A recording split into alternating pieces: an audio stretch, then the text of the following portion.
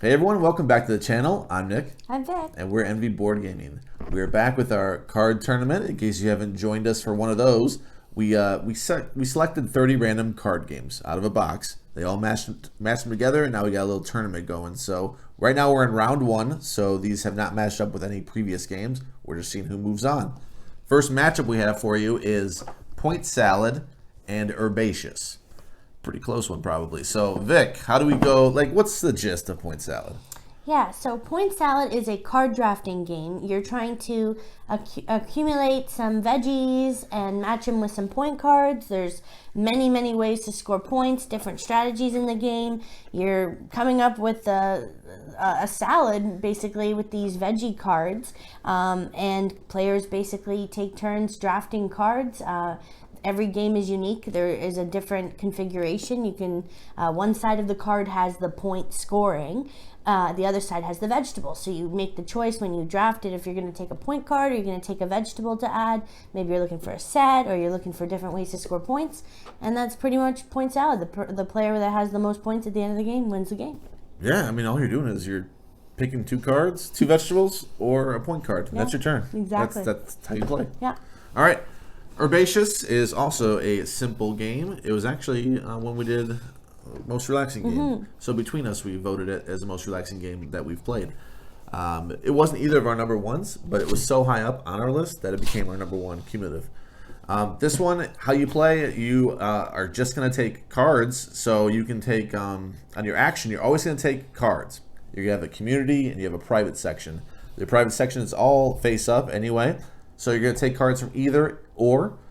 You can do both, and you're just going to put them in these little sections. Some of them might be, they have to be unique herbs, or they have to be pairs of unique, or all the same. And as soon as you're ready to score, you take all those cards, you score it. That is an optional thing, but you're always picking cards. That is something you're doing every turn, and you're just going to score the best you can do with those categories. That's herbaceous.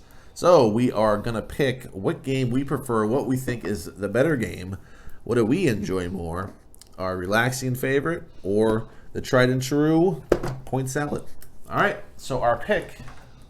Let's go and show simultaneous. Okay, so the pick for the winner, right? Yep, the winner. The winner is... I chose Point Salad. So did I. Ah! Point Salad. Point Salad. So that one is going to advance. So now we're going to talk a little bit about Herbaceous. So you want to give our scores? You just want to talk? Let's give our scores. Yeah. All right. So scores for Herbaceous.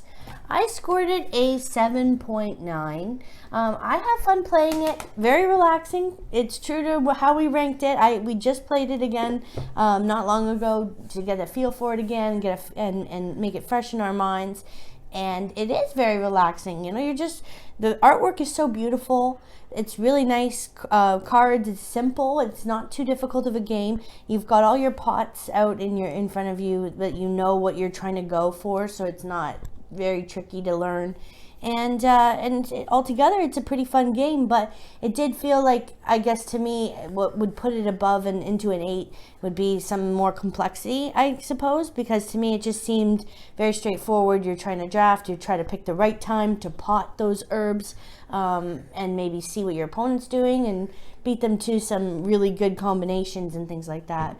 But that justified why I gave it a 7.9. Yeah, you hit the nail on the head right there with the complexity issue that is going to be come about for like a game I'm rating. If I'm giving it an honest rating, it's not going to be as high. It's just going to be for that purpose of a relaxing game. This fits the bill so good. It is really, that's just what it's made for. You can look at the art inside there. You can look, everything about this says, hey, this is a relaxing game. If you need one of those that you can, do something while you're watching TV or whatever. We just did that watching Toronto Maple Leafs game, watching a hockey game. And we were playing Herbaceous. No problem at all. So as far as how I like the game, well, it's good. It's a 6.5. It's good, but it's not great because, like I said, the complexity is not there for my liking of a game, a card game, a board game, what have you. So it's just a 6.5 is how I feel about it.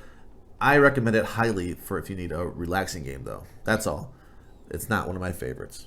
One thing to ask you, and not to put you on the spot, but Point Salad is not very complex, right? There are a lot more decisions in point salad than there is in Herbaceous, and by a mile, I think.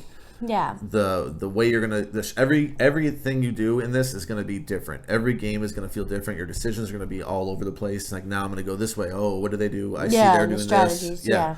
This one I don't feel that. I just take I need different ones.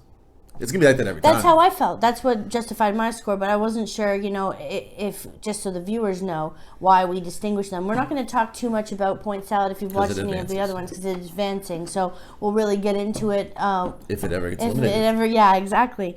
So we're not going to talk too much in detail about it. We don't want to spoil a future video, but that's where I really found that point salad had more to it. But the crazy thing for me, and just to not spoil anything, but point salad has the accessibility that I feel more comfortable busting this out with non-gaming people, but it could still be played with gaming people. Whereas Herbaceous, to me, I don't feel I could drop that on my parents. I even though it's so simple, it's not complex, it's kind of a funny thing. I don't know if it's like a paradox of some sort. But I don't know. I feel as if Herbaceous is better for you and I to play if we need something for like a filler or relaxing thing. Maybe because despite how easy it is for us, there is, I guess, more rules. I mean, as far as gameplay, because this one you just either pick 2 vegetables or pick a point. Yeah. And I can explain that to anybody, a toddler. Hey, you want two vegetables or a point, buddy? And this one I'm like, you want to pot your thing. This is unique. And this one needs 2 pairs of different. This one needs all consecutive. And you get points here. Yeah. There's a little more in that way as far as rules. I can see that. But it's still, once you have it, it's such an easy, it goes through the motion, the same thing every time. It's not going to show you anything different. This one's going to show you a little bit different because you're going to go different routes. So there has that, and I can see why you would score better and why I scored better as well. So that's the matchup for point salad and Herbaceous. Next up is going to be a little quicker. We have the Crew versus Exploding Kittens, and this is the new one. So we just unwrapped it, played like 5 rounds of it. Get a feel of what's different. Vic, you've already explained the Crew on this channel briefly. What did this change? Well, this game does not have the chronological order of missions or a mission book where you go through and you kind of proceed from the beginning to the end. You start with very easy missions and you make your way. This one has varied missions. It's still a cooperative card game, trick-taking game, and you're working together, but they have new different objectives that'll come up at random. You're not kind of developing or building off of things you've already experienced in a way, but we haven't done all of the missions yet, but I think that sums it up well. The things that you're drawing is all random as opposed to that preset book. The missions, and it says what the value of your mission might be. So the cards actually have a difficulty level. And you add them up, and there you go. That's so far that's what we've done. That's what we've experienced. With this one. Exploding Kittens is a little take that card game. Very popular. I think it might still. I know it's up there as far as the record for a Kickstarter. This one had just gangbusters. People love this one, especially non-gaming. It's a little take that card game. You're just trying to be the last one standing, trying not to explode the kittens, whatever. You're trying to avoid it any way you can. Dip and dodge, weave around things. Nopes. Yeah, nope and nopes. And just a lot of, it's that, standard pretty card game. It's a good one. As far as good art, I like the art. I mean, if you're into that thing and it has little, jokes, it's a little funny game. And, it plays for what you think it might be. A lot of people poo-poo on this, but, we're going to get a score right now, probably, because our winner, what do you think? What do you think is going to win this? Between the two of them? Yeah. It's really actually tough because, there's a time and place for both of them. I've really taken a liking to trick-taking games. So I feel like the edge is going to be more on the Crew. What would you pick? Between the two? Tell me. Oh, boy. I would say I would pick the Crew Mission Deep Sea. It's a cooperative game. I like to play my cooperative games while I can. And I feel like Exploding Kittens, not that I'm, some kind of hipster that doesn't like mainstream games or anything like that, but it had a place in our hearts early in our gaming career, and I don't want to speak for him, but I felt it was an introductory game for me to get into those kind of take that mechanisms and card games and a quirky game, cute theme, love animals and cats. But yeah, the crew, I just enjoy going through the missions, the surprises that come, and the new difficulty levels. I just feel it's more for us as people, as seasoned gamers. Yeah. What about you? Can you toss me that dry erase? Yeah, the reason I'm not writing it because I thought the crew's going to win this. That one, yeah. Yeah, the crew's going to win it. We don't have to write down the crew's going to win this versus Exploding Kittens. I thought it'd be a little easier for Vic to pick, so I thought maybe we just avoid it. But thankfully, she still did pick the crew. I just want to cut the chase. I mean, the crew's going to win. Now we're going to score Exploding Kittens. So here's your eraser. Thank you. We're going to score that. I already know what my score is, so I will show my score and go over what, And I'll borrow that. Yes. I'm giving it a 7. I am not snobby. I think a lot of people would score this poorly because it's so well received and it's just, the type of card game it is. And you know what? I'm not snobby at all. I think it works well. For what that game is, I think it works fine. I have fun playing it. Honestly, I do. I think it's a fun game. Does it compare to the crew? Hell no. Hell no, it doesn't compare to the crew. The crew's another planet. But, I'm not hating on this. I think it's it's something fun to play. You play with like teenagers or whatever. You play with. I think people would have fun with this after a few drinks, especially if you have a gamer friend. Maybe have a few drinks. Dumb them down a little bit. And it's a little fun.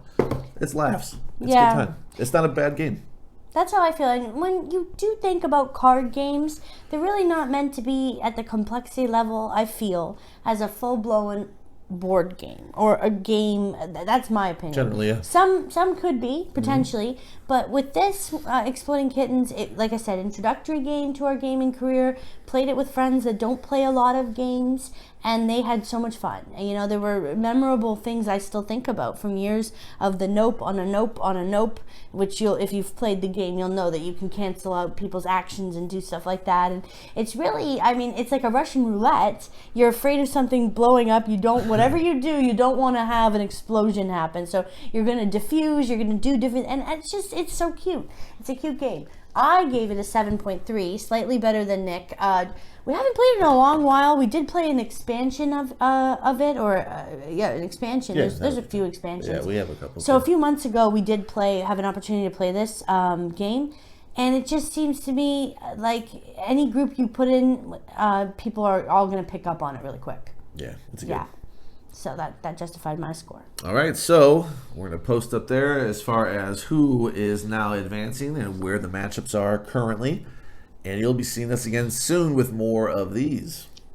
Thank you so much for joining us today. We hope you enjoyed this video. If you did, please click the thumbs up button and subscribe to our channel for more great videos. We will see you next time.